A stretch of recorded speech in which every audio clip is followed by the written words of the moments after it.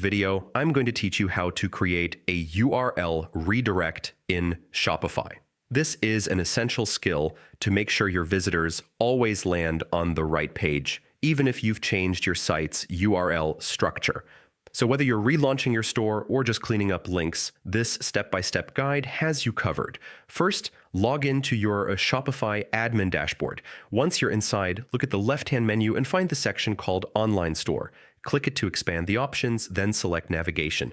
The navigation section controls the links and pathways throughout your store, and it's also where you'll manage redirects. Now, click on URL redirects. If you've set up redirects before, you'll see them listed here.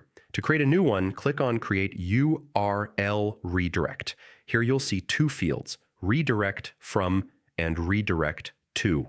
In the Redirect From field, enter the old URL path that you want to redirect visitors away from. For example, if your old page was /contacts, you would type that here.